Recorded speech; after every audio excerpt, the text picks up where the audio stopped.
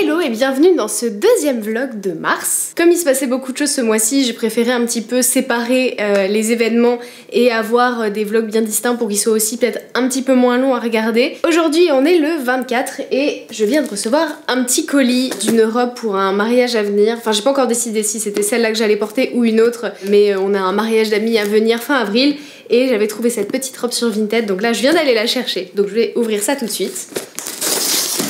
Ouh, ok. La voici, la voilà. Donc c'est une robe longue, il y a une petite ceinture qui est intégrée et il y a un petit effet off the shoulder. Donc voilà, je vais essayer tout de suite. J'ai mis des petits talons que je pensais qui iraient très bien avec et je trouve qu'en effet ils font leur effet.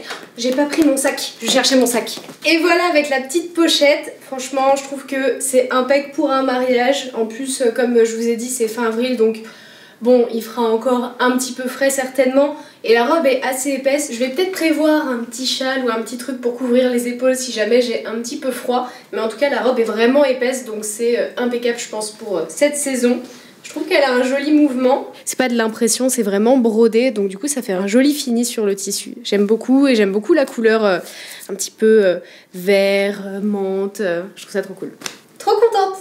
Ce week-end, il se passe quelque chose de très spécial, vous l'avez deviné avec le titre, je fête mon EVJF, donc mon enterrement de vie de jeune fille. Et je voulais prendre quelques instants pour vous parler un petit peu de ça parce que pour certains c'est peut-être un peu bizarre parce qu'en soi on a déjà fait notre mariage civil. Et si vous avez suivi, on n'a pas encore eu l'opportunité de faire la grosse fête avec tout le monde parce que on devait faire ça en mai 2020 et en mai 2020 au niveau du Covid et des restrictions qu'il y avait autour, c'était clairement impossible de faire notre mariage, donc on a dû le reporter une première fois puis une seconde fois. Donc là, on est censé le faire cette année et c'est pour ça que du coup mes témoins m'ont organisé un EVJF et donc ça tombe ce week-end. J'ai un peu de mal avec le fait de me remettre sur l'organisation du mariage comme on a déjà fait ça 2 fois et que ça a été assez éprouvant mentalement de devoir à chaque fois tout replanifier. Franchement c'était un boulot titanesque. Déjà le fait de planifier un mariage c'est du travail, alors le fait de devoir le reporter 2 fois ça nous a vraiment pris le chou quoi, clairement. Et comme on a déjà fait notre mariage civil il y a plus de 2 ans maintenant, comme vous le savez on a fêté nos noces de cuir en janvier de cette année 2022, ça sonne un peu bizarre de se remettre dans les préparations du mariage comme ça fait 2 ans qu'on a déjà fait la première partie et que maintenant on se considère comme étant mariés.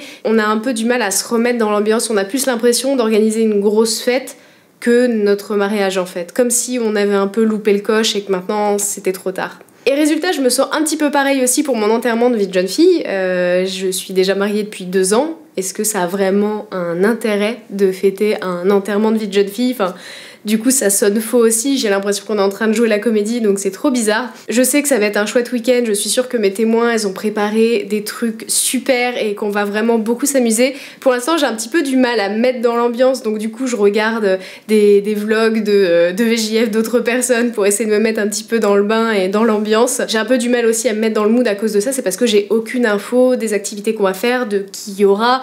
Évidemment, j'ai donné des petites instructions sur ce que j'aimerais bien faire, sur les personnes que j'aimerais bien avoir à mes côtés pour ce week-end-là.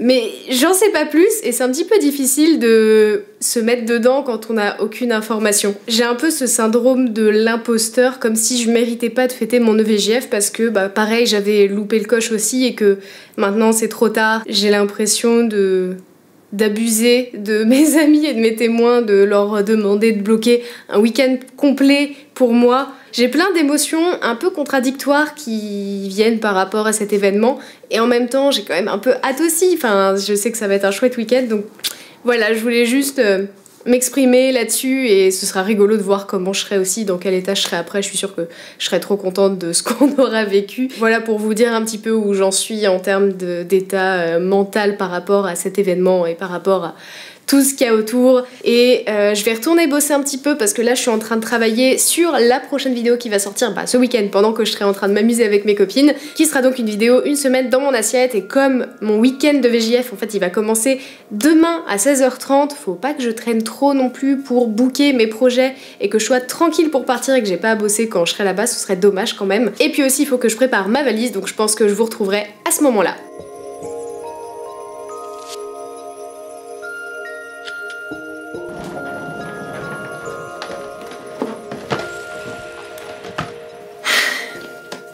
C'est l'heure de faire la valise.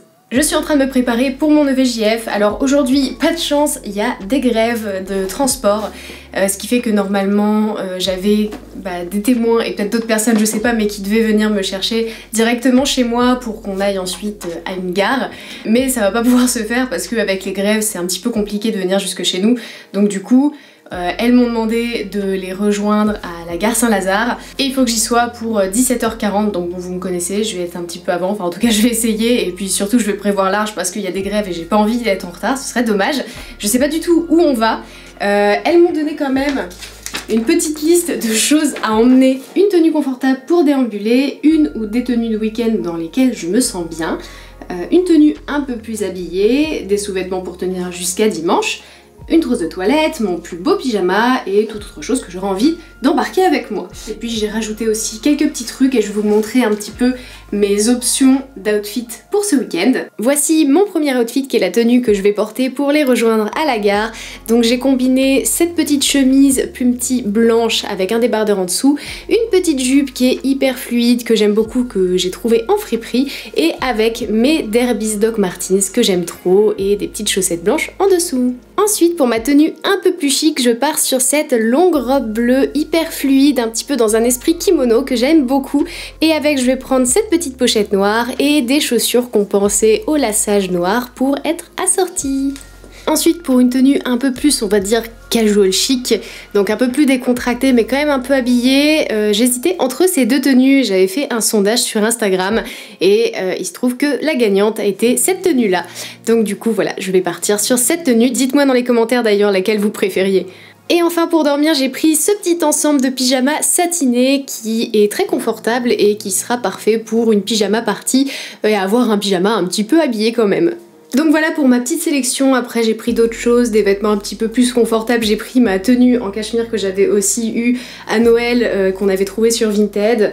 Et là vous voyez j'ai un gros bazar que je vais devoir ranger, donc je vais m'occuper de ranger tout ça dans ma valise. Et aussi je me suis dit que ce serait sympa, je sais pas si vous avez vu sur Insta, mais j'ai fait un atelier de saponification à froid et donc maintenant ça y est, mes savons sont prêts et je me suis dit que j'allais peut-être en faire des petits carrés de savon et les offrir du coup aux personnes qui se sont mobilisées pour moi ce week-end en petit cadeau de remerciement, disons. Je sais pas exactement combien il y a de personnes, donc je sais pas combien je dois en prévoir, donc je vais prévoir assez large j'espère.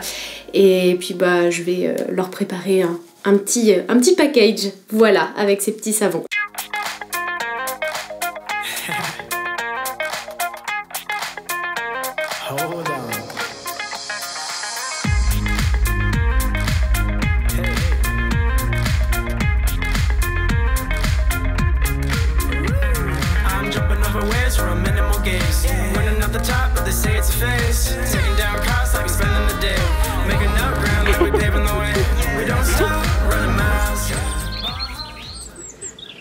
Oh.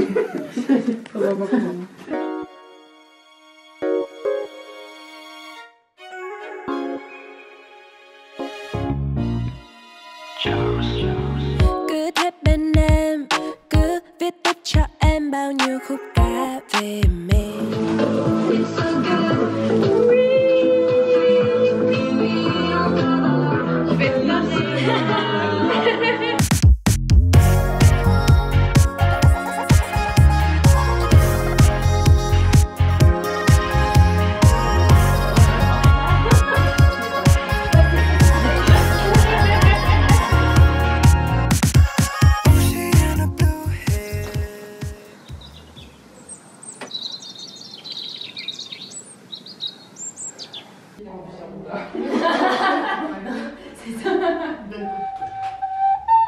Mais ça marche pas, il n'y a pas les bonnes notes.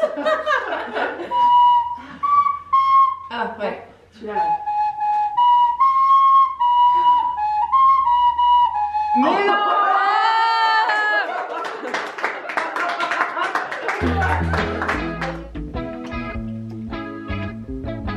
Makes you forget about all types of things. You remind me of the Arizona thunder.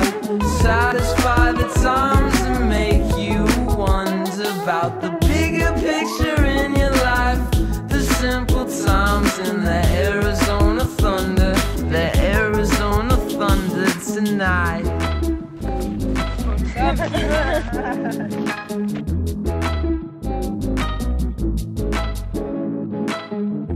Endless roads to the horizon, past the oasis, it's all behind you.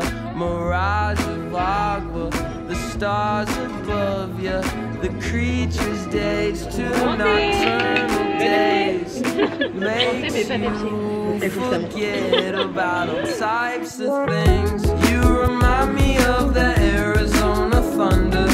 Satisfy the times and make you wonder about the bigger picture in your life.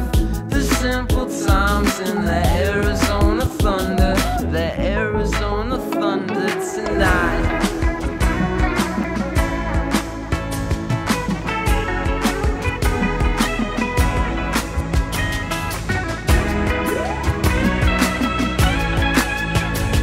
Donc là on est en atelier floral avec les filles. Donc chacun est en train de faire sa petite, on appelle ça une couronne de fleurs? Ouais. Petite couronne de fleurs donc décorative. Donc là la composition d'Amandine, très jolie. Toi aussi t'es partie un petit peu sur les mêmes tons. Ouais mais toi t'es partie des deux côtés et toi c'est unilatéral. Ouais, c'est vrai. Très fourni, très joli. Merci, merci. Ensuite nous avons la composition d'Apo, aussi à l'unilatéral. Toi tu t'es super bien débrouillée hein. C'est gentil. Merci. Waouh. Ombline qui se lance. Ouais, je me mouille pas trop. Et Hélène, t'es la seule à être partie sur des tons orange, mais c'est trop joli.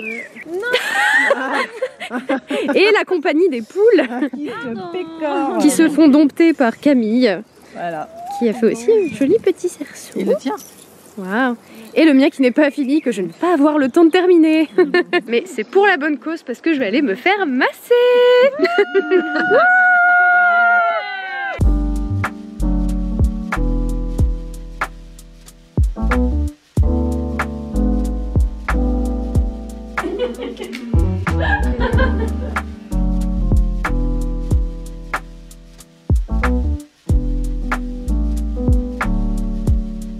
Oh waouh! Maquille une amie à l'aveugle. Et ensuite tu pourras du coup savoir. Si tu y arrives, tu pourras regarder. Si j'y arrive, ça. si je fais quelque chose de joli. Voilà. Moi j'en reste que des nuits. Je suis en pleine confiance. Je veux faire ça. Et bah, Marianne, es-tu en pleine confiance? pas du tout. C'est sur Snap. Trop bien. T'as des potes qui sont sur Snap aussi. Super dur. Mais je vais jamais y arriver. Je sais même pas comment déjà maquiller quelqu'un d'autre, c'est dur. Voilà, ferme les yeux. Hein. Est-ce que t'as peur de perdre la vue ou pas? Est-ce que devenir aveugle t'embêterait? Je sais pas ce que je fais.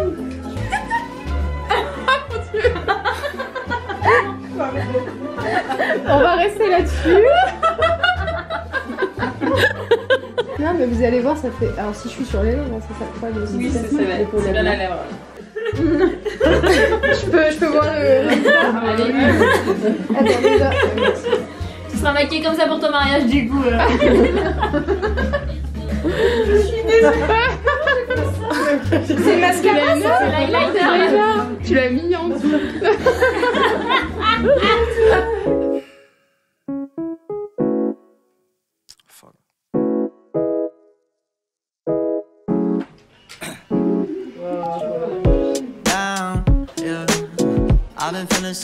I've been feeling so down, yeah. Can you tell me why? Can you tell me why I'm down? Yeah. C'est des très beaux efforts. Ah ouais.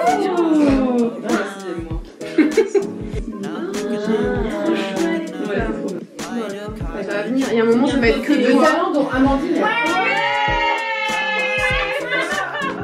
En plus, c'est bien parce qu'il y a la vache en plus.